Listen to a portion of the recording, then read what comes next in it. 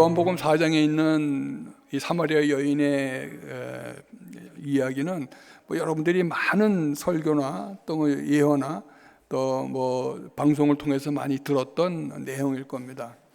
근데 저는 얼마 전부터 이 사마리아 여인에 대해서 이게 머릿속에 자꾸 이렇게 맴도는 그런 것을 느껴요.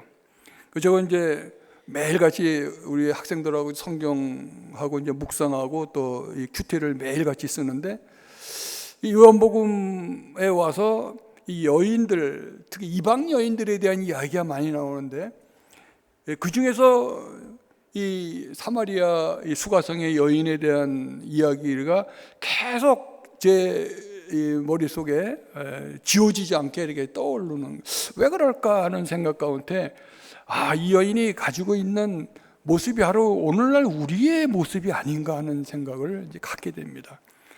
제목은 제가 영과 진리로 드릴 예배라고 했지만, 부제목은 목마른 사마리아 여인이라는 부제목이 있습니다. 이 여인이 참으로 목이 마른 여인이에요. 얼마나 이 갈증과 목마름, 굶주림으로 있냐면, 이 대낮에 제6시라고 하면 우리 시간으로 얘기하면 대낮 12시를 얘기합니다.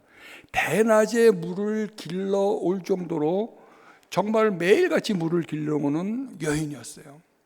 근데 그 야곱의 우물에서 물을 길어 먹지만, 늘 물을 떠서 먹으면 그날로 목을 좀 챙기지만 그 다음날 되면 또 목마라서 또 물을 길러 오지 않으면 안 되는 그러한 굶주림, 갈증의 목마름의 여인이었었어요.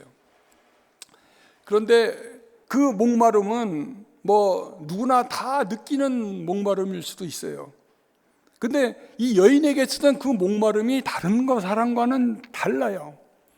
우리 남자들은 여자들이 떠온 물을 마시기도 하고, 주인은 하인이 떠온 물을 또 받아 마시기도 하고, 그 물로 발도 씻고, 발도 씻는 게 아니라 하인이 발을 씻겨주는 거죠. 그러나 이 정말로 여러 번 결혼에 실패한 이 여인은 누가 한 사람 그 여인에게 목마른 물을 씻겨줄, 물을 떠다줄 사람이 없어요. 자기가 직접 떠와야 돼요. 매일같이 그 목마름에 늘 힘들게 매일같이 이 연못을 왔다 갔다 하는 그 삶을 살고 있습니다. 그러면서 늘 목마른 거죠. 근데 그보다 더 목마른 것은, 두 번째의 목마름은 남편에 대한 목마름이에요. 남편이 5이나 있었는데 이제는 그 남편하고 다 헤어졌어요. 뭐 성경에 안 나와 있지만, 뭐 자기가 도망왔는지 쫓겨났는지 알 수 없지만 그게 그거예요. 그러나 그 5 남자하고 결혼했지만 다 헤어졌고, 지금 살고 있는 남자도 자기 남편이 아니라는 거죠. 그러니 이 여인에게는 무엇보다도 가정이나 남편에 대한 목마름이 있었어요. 5이나 남편 정식으로 결혼했다는 거 보면 남편이 나의 목마름을 채워줄 거다라는 아주 어떻게 보면 철저하게, 너무 철저한 정신을 갖고 있었던 것 같아요. 물론 지금은 여자들이 뭐 직장에 나가서 자기 커리어도 쌓아서 혼자 독립할 수 있지만, 그 당시에는 여자 혼자 독립한다는 것은 정말 거의 불가능한 일이고, 특히 과부의 입장, 이혼당한 여자, 특히 쫓겨난 여자는 거의 사회에서 매장당하는 그런 입장에 있었죠. 그렇기 때문에 이 여자는 5번씩 결혼하면서 나의 이 굶주림, 나의 이 갈증, 나의 이 목마름을 채워줄 사람은 남자다라고 아마 생각했는지도 몰라요. 그러니까 좀 어서 그럴듯한 사람이 나타나면 그 사람한테 매달려서 그 사람과 결혼하기 위해서 여러 가지 또 애교도 부리고 아양도 부리고 별짓 다 했겠죠. 그런데 그 사람하고 살아보니까 갈증이 채워지질 않아요. 이 사람을 만나서 보면 또 이런 문제가 드러나고, 또 다른 사람을 만나면 또 그 사람은 앞에 사람과는 같은 문제는 아닌데 또 다른 문제가 있어요. 키 작은 사람하고 만나서 난 좀 키 큰 남자하고 살 거야 해서 키 큰 사람이 키 키만 짙다 커가지고 도대체 책임도 안 지고 그런 사람이 있잖아요. 나 이번에는 저 중간에 좀 단단한 사람하고 살 거야. 단단하면 뭐해? 그냥 그 힘으로 마누라만 부려먹는 남자가 있죠. 그래서 착한 남자를 데리고 살 거야. 착한 남자가 사니까 맨날 사기만 당해. 그러니까 이 남자, 저 남자, 이 남자가 내 목마름을 채워줄 거야 라고 믿고선 결혼했는데 또 실패하고, 저 남자라고 또 실패해. 근데 지금은 이제 결혼도 안 했어요. 남편이 5이 있었는데 예수님 말씀을 뭐라 하십니까? 그래, 내가 지금 살고 있는 그 남자도 이제 내 남편이니까 내 남편이 없다는 것이 맞도다. 아직도 채워주지 못한 그 굶주림 또는 갈증이 이 여인 속에는 아주 깊게 내재해 있어요. 근데 개인적인 갈증과 이런 가정적인 갈증뿐만이 아니에요. 이 여인이 가지고 있는 또 더 큰 갈증은 뭡니까? 사회로부터의 그 갈증이 있어요. 생각해 보세요. 1번도 아니고 2번도 아니고 3번도 아니고 손가락에 셀 수 없을 만큼 이 남자 저 남자 바꾸니까 동네 사람들이 그 여인을 볼 때 뭐라고 취급하겠습니까? 오죽하면은 아무도 바깥에 나오지 않은 12시에 물을 들어 오겠어요. 누구나 다 이웃 사람에게 인정받고 싶고, 누구나 친구에게 사랑받고 싶고, 누구나 다 서로 알고 지내기를 원하잖아요. 그게 엄청 우리 인생에 있어서 중요한 목마름이에요. 근데 이 여인에게 있어서는 그 목마름을 채워줄 수가 없어요. 수치와 또 어떻게 보면은 그 여인을 볼 때 빙 돌아갔을지도 몰라요. 얼굴 마주치면은 침 뱉고 또 인상 찌푸리고 되게 그랬을 거예요. 그러니까 이 여인의 삶은 개인적인 목마름뿐만 아니라 가정의 목마름뿐만 아니라 사회적으로도 자기 인정받고 싶고 어디에 소속되고 싶은 그런 그 목마름, 갈증을 해결할 수 있는 방법이 없었어요. 그런데 사실은 그거로만 그치지 않아요. 4번째 목마름은 그 개인도 아니고 가정도 아니고 사회도 아니라 이제 민족적인 거예요. 민족적으로 사마리아 사람들은 이제 주전 722년에 아수르에 멸망하고 나서 그다음부터는 이 아수르란 나라는 이 자기네 지배 민족들을 통치하는 방법이 뭐냐면 그 나라에 자기 사람들을 보내서 혼혈을 만드는 거예요. 그리고 그 사람들을 다른 데로 이주시켜요. 그래서 막 섞어버리는 거예요. 이스라엘 백성에서 이 혼혈이라고 하는 것은 개나 돼지만도 못한 사람으로 취급받기 때문에 이 사마리아 사람들은 옛날에 북이스라엘에 살았던 그 아수르의 지배를 받고 혼혈한 그 사람들은 유대인들에게 개 취급을 당했던 그러한 시대였어요. 그러니까 이 여인들은 어디 가면 첫 번째 뭐가 두려워요? 이웃 사람이 두려워요. 2번째는 뭡니까? 전 남편이나 전 남편 가족들 보면 두렵겠죠. 또 하나는 뭡니까? 유대 사람을 보면 두려운 거예요. 이 갈증은 자기 스스로 해결할 수가 없어요. 그러니까 예수님이 수가성 물가에 와서 물을 달라고 하실 때 이 여인이 제일 먼저 한 얘기가 뭡니까? 당신은 유대인이 어찌 나의 사마리아에게 물을 달라 하십니까? 상당히 비꼬는 말이에요. 그러나 거기에는 한이 맺혀 있고 거기에 굶주림이, 목마름이 담겨 있는 거죠. 자기는 평생 남편 앞에서도 고개 못 들어, 이웃에도 고개 못 들어, 사회에서 매장당해. 더 심한 거는 유대 사람을 보면은 또 기죽는 거예요. 그러니까 이 여인에게는 그저 거리에 나가면 전부 다 자기 숨을 곳을 찾고 피할 곳을 찾고 그저 얼굴 가릴 곳을 찾을 수밖에 없는 그런 목마름이 있는 거예요. 근데 그 목마름을 채울 방법이 없어요, 이 여인에게는. 그런데요, 이 여인에게는 예수님이 찾아가셨어요.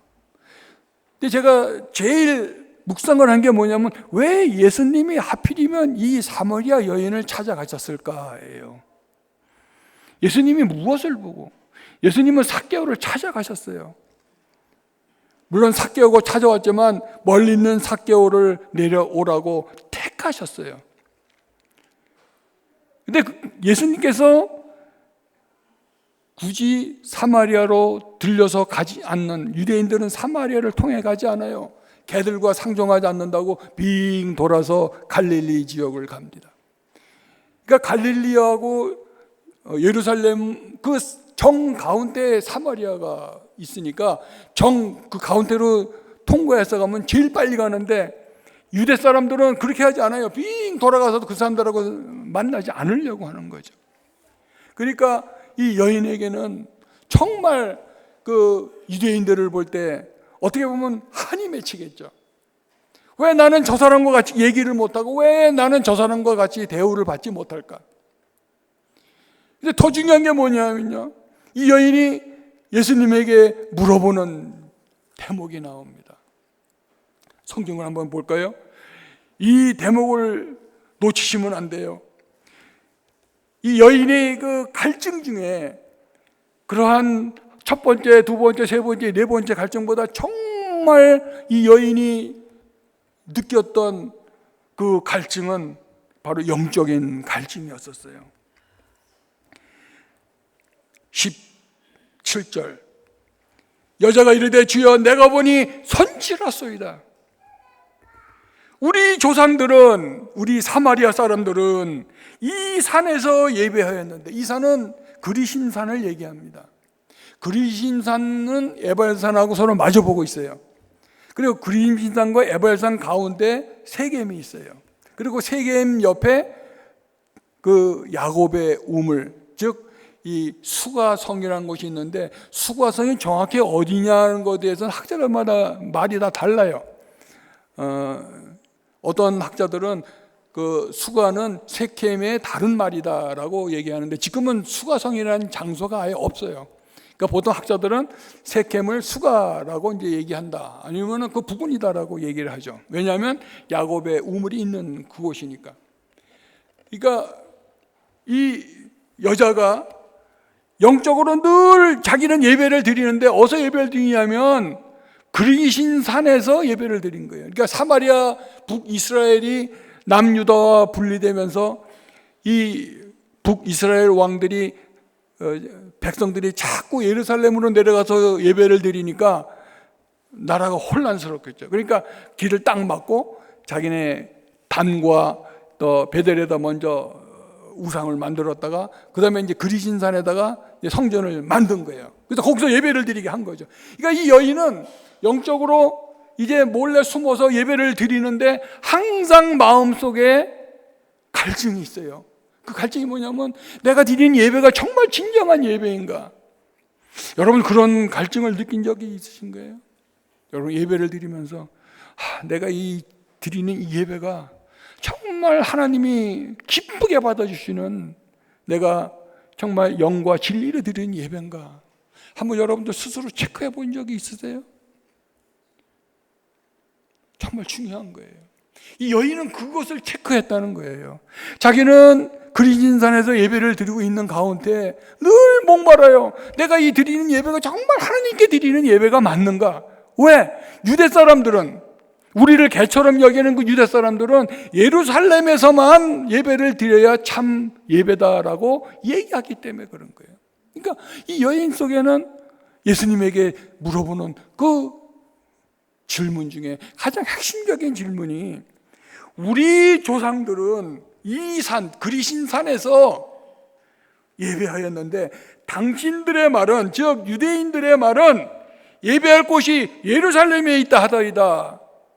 그들 갖고 있던 목마름이에요. 나는 정말 하나님께 예배 드리고 싶어. 나는 정말 온전한 예배를 드리고 싶어. 그런데 내가 지금 드리는 예배가 온전한 예배인지 아닌지 몰라. 그 영적인 목마름이 얼마나 이 여인에게 심했는지 몰라요. 여러분들은 이 사마리아 여인을 어떻게 봤는지 몰라요. 근데 저는 그 여자의 마음을 너무 이렇게 가슴에 와 닿게 느껴지더라고요. 예수님이 왜 그 여자를 찾아갔을까? 바로 그 때문이라고 나는 생각해요. 이 여인은 비록 여러 사람에게 따돌림 받고 소외받고 또 부끄러운 처지에 있지만, 그러나 영적으로 그 목마름을 채워주기를 원하는 그 순간을 기다리고 있어요. 그 말은 그 뒤에 보면 또 이 얘기를 합니다. 선지자 소이라고 하는, 처음에는 유대인이라는 말로 시작을 했다가 그 다음엔 선지자로소이다라고 얘기했다가 그 다음에는 뒤에 보면 우리가 시간 없어서 못 읽었지만 여자가 이르되 메시아 곧 그리스도 하는 이가 오실 줄을 내가 아노니, 이때 예수님께서 내가 바로 그다. 이 목마름이 순간적으로 이 여인이 다 해결받는 순간이 왔어요. 5남자, 6남자한테 그 해결하지 못했던 목마름, 이웃 사람들이 줄 수 없는 목마름, 자기 민족이 줄 수 없는 목마름, 그리고 자기네 예배당에서 드릴 수 없는 그 하나님에 대한 갈망, 목마름. 근데 예수님을 만나면서 순식간에 그 모든 갈증이 다 해결이 됩니다. 예수님이 뭐라고 말씀하십니까? 내가 영원히 마르지 않는 생수를 너희에게 주겠노라.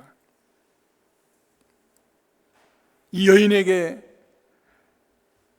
이 목마름 때문에 사람을 피해 다니고 그러던 그 여인이 엄청난 변화를 갖게 돼요. 첫 번째 변화가 뭡니까? 예수님을 제대로 발견했다는 거예요. 유대인으로만 알았다가 나를 배척하고 나를 미워하고 나를 개라고 여겼던 이 어떻게 보면 원수 같은 유대인이 이제는 선지자에서 이제는 메시아로, 그리스도로 그에게 나타난 거예요. 그러자 이 여인의 삶이 어떻게 바뀝니까? 피해 다니던, 사람을 피해 다니고 그 뜨거운 12시에 물을 들어오던 여인이 그 예수님의 말씀을 듣고 바뀌는 변화가 있어요. 근데 예수님이 무엇 때문에, 아마 예수님이 이렇게 얘기했다면은 그 여자의 삶이 바뀌지 않았을 거예요. 그래, 맞아. 너 이 그리진산에서는 하나님이 원치 않는 성전이야. 그러니까 너 예루살렘에 가서 예배드려. 뭐 여기서 그렇게 멀지 않으니까 뭐 하루 이틀 가서 예배드리고 와. 그랬었다면 이 여인에게는 그 영적인 갈증이 헤어질 수가 없어요. 왜? 계속 예루살렘까지 갔다 올 수 있는 형편이 아니기 때문에 그렇죠. 그런데 예수님께서는 장소가 문제가 아니라는 말씀을 하셨어요. 여기 아니야. 그렇다고 예루살렘도 아니야.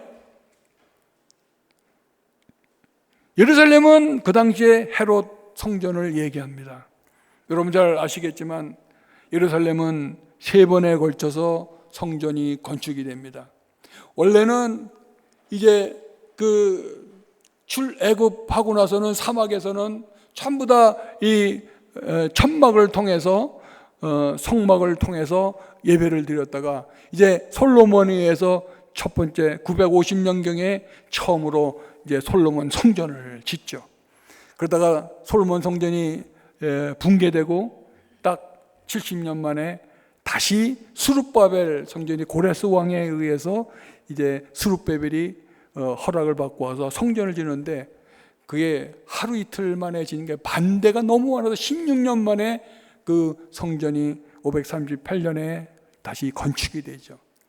그러다가 또 회파됐다가 헤롯 왕 때 기원전 한 16년 전에 그 예수님 태어나기 얼마 전에 졌는데 이 규모로 보면요 어마어마해요. 규모로 보면 성막은 우리나라 평수라기만 18평밖에 안 돼요. 뭐 여기서 한 요 정도밖에 안 됩니다. 성막은 다 해봐야. 근데 솔로몬 성전은 그 큰 거 아닙니다. 솔로몬 성전은 한 78평밖에 안 돼요. 100평도 안 됩니다. 그럼 스룹바벨 성전이 좀 커요. 그게 한 20평쯤 됩니다. 그런데요, 놀라지 마세요. 헤롯 예루살렘 성전은 몇 평이나 됐을 거예요? 상상을 초월합니다. 45,000평이에요. 그런데 예수님께서 뭐라고 하셨어요? 너희 돌 위에 돌 하나가 남아있지 않고 다 회파되리라. 73년에 로마 황제 타이토스에 의해서 그 예루살렘 성전은 예수님께서 예고한 대로 철저하게 무너졌어요. 회파돼서 지금은 없어요. 지금 남아있는 게 뭡니까? 그 조금 남아있는 통곡의 벽이라는 데 있어요. 전에 우리 목사님과 같이 성지순례 가니까 통곡의 벽이 되고 정말 통곡하는 그 이스라엘 사람들이 있더라고요. 그런데 예수님께서는 왜 그 예루살렘 성전이 아니라고 말씀하셨을까? 예루살렘 성전은 그 당시에 사두개인과 서기관과 제사장은 물론이고 바리새인까지 그 평민들을 착취하고 세금 뜯어먹고 강도 소굴로 만드는 그러한 성전이었었어요. 헤롯이 그 성전을 만들 때부터가 하나님께 바친 게 아니라 자기의 영광을 드러내기 위하고 또 이 이스라엘 백성들에게 그저 인정받기 위해서 한 거기 때문에 거기 장사꾼들이 판칠 수밖에 없었어요. 하나님이 예수님께서 강도의 소굴이라고 얘기한 거죠. 그러니까 예수님이 그러한 성전에서 예배를 드린 것이 중요한 것이 아니라는 거예요. 그린신산 장소가 아니야. 영과 진리로 예배할 때를 얘기하고 있어요. 그때는 카이로스적인 시간을 얘기합니다. 주님이 원하는 때, 우리가 생각하는 그 때가 아니에요. 우리가 성전을 만들어서 공헌하고 봉헌하고 막 하는 그러한 우리의 생각의 그러한 때가 아니라 하나님은 이제 우리가 정말 영과 진리로 예배드리는 그때를 기다리신다고 그랬어요. 하나님은 오늘 우리 포항 침례교회에서도 그 영과 진리로 예배하는 그 예배를 기다리고 계시고 원하고 계시고 바라고 계시는 거예요. 우리가 이제 목사님 초빙하잖아요. 목사님 오신다고 절대 변화되지 않습니다. 여러분들이 변화되지 않으면 어떤 목사님이 와도 절대 변하지 않아요. 저는 얼마 전에 저 통영의 한 침례교회에 목사님이 없다 그래서 내가 한번 설교를 해준 적이 있어요. 거의 뭐 역사가 우리처럼 오래되지 않았지만 어느 정도 뒤에 있는 교회예요. 근데 제가 그런 얘기 했어요. 여러분들이 목사님이 오면 교회가 변화돼서 부흥된다고 절대 생각하지 마십시오. 여러분들이 변해야 됩니다. 그 우리 교회에 대해서 똑같은 거예요. 어떻게 변해야 됩니까? 예배가 변해야 돼요. 예배가 변하지 않으면 교회는 절대로 변하지 않습니다. 근데 예배가 어떻게 변해야 돼요? 이 사마리아 여인의 갈증이 완전히 씻겨진 그 비결이 뭡니까? 예수님께서 말씀하시되 이것도 아니야, 저것도 아니야. 정말 중요한 것은 내가 예배를 드릴 때 영과 진리로 예배를 드리는 거야. 내가 그렇지 않으면 어디 가든지 드리는 예배가 하나님이 받지 않으셔. 하나님은 기다리고 계셔. 무엇을 기다립니까? 우리가 영과 진리로 기다려. 영과 진리는 무엇을 상징합니까? 영은 성령님을 말씀하세요. 진리는 뭡니까? 예수님께서 내가 곧 길이요 진리요 생명이라고 말씀하셨잖아요. 성령님 또 성자 예수님 그분의 은혜와 성령님의 감동감으로 성부 하나님에 드리는 온전한 예배가 될 때 하나님이 기쁘게 받아주십니다. 그리고 우리가 가지고 있는 모든 갈증들 하나님께서 다 해결해 주세요. 여러분들은 어떤 갈증이 있습니까? 나는 멋진 남편하고 살고 싶어. 아휴, 이제 그 나이에 뭔 남편을 생각해요. 아유, 나는 예쁜 여자하고 살고 싶어. 아이고, 돈 많이 들어요. 정말 중요한 건 뭡니까? 우리가 믿는 사람은 우리 전에 우리 한동대학교 김영길 총장님이 뭐 유학 당시에 이제 결혼을 해야 되겠고 그래서 이제 우리 지금 사모님 되신 분하고 이제 이게 선을 봤대요. 근데 우리 목사님이 우리 총장님이 딱 보니까 결혼을 하고 싶어. 근데 이 여자가 조건이 있는 거야. 무슨 조건이냐면 나하고 결혼하면 무조건 교회 나와야 돼요. 약속하겠어요? 그러니까 그 당시에 이제 청년 우리 김영길 그 당시에는 이제 대학 박사 과정의 학생이었었어요. 아유, 여자가 세게 나오니까 한다고 이제 그냥 대충 해버린 거예요. 그래서 이제 약속대로 이제 결혼을 했습니다. 근데 결혼하고 나서는 슬슬 이제 교회를 안 나가니까 이 사모님이 아주 철저하게 약속을 지키라고 된 거예요. 그러니까 그 한 여인 때문에 그 가정이 아주 철저한 안동의 그 안동김 씨예요. 철저한 유교 가문이고 훈장님이시고 아주 철저한 유교 가문인데 그 가문이 싹 바뀌었어요. 근데 우리 그 총장님이 그 과학자였거든요. 나사에는 과학자인데 성경 말씀이 도저히 이해가 안 됐대요. 그런데 항상 이 갈증은 있었던 거예요. 무슨 갈증이 있냐면 내가 지금 믿고 있는 이 과학이라는 것이 정말 맞느냐. 근데 과학적으로 실험해서 되면은 진리라고 그러는데요. 과학자들은 실험해봐가지고 뭐 가정을 세워서 실험해서 맞으면은 그 진리라고 보는 거예요. 그런데 진리로 이끌어가는 과정에 도저히 과학으로 설명할 수 없는 많은 것들이 있는 거예요. 그래서 제일 먼저 했던 게 뭐냐면 그 오병이어의 사건을 얘기하면서 아니 자기가 알기는 질량불변의 법칙으로 어떻게 오병이어가 수천 명을 먹고도 사게 그건 불가능하다.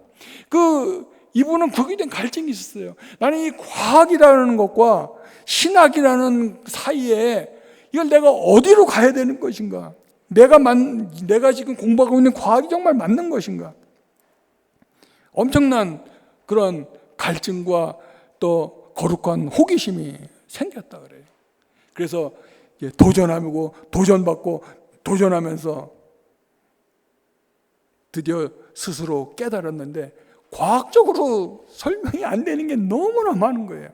그러니까 우리 김영일 총장님이 창조과학회를 세웠잖아요, 한국에서. 근데 그 이유가 뭐냐면 이제 친구들이 이렇게 얘기한대요. 자네는 그거 과학으로 증명도 안 되는 걸 어떻게 그걸 학문이라고 믿는가? 아니 자네도 그거 여기서 1 더하기 1은 2라고 하는데 1은 어디서 나왔냐? 너 그거 증명할 수 있냐? 못하는 거예요.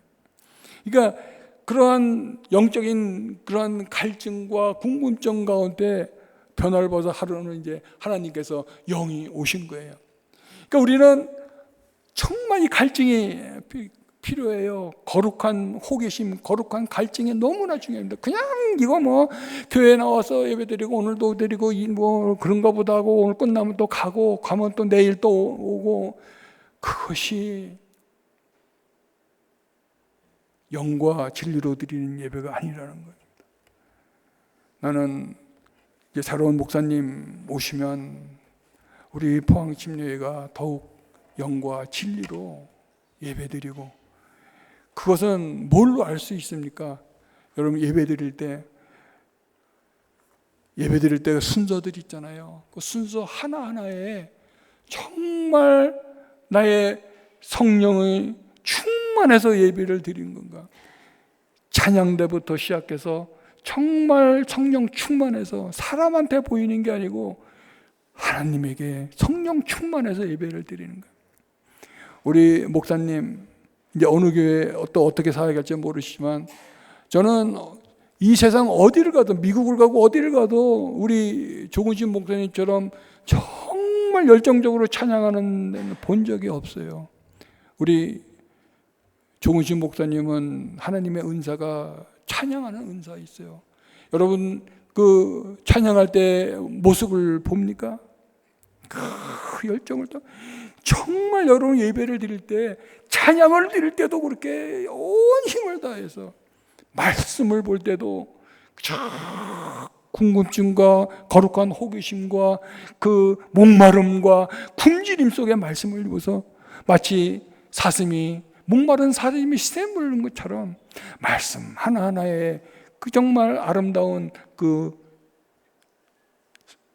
예수님께서 약속하신 생수를 받고 성령을 받는 저와 여러분 되기를 주님 이름으로 축원합니다.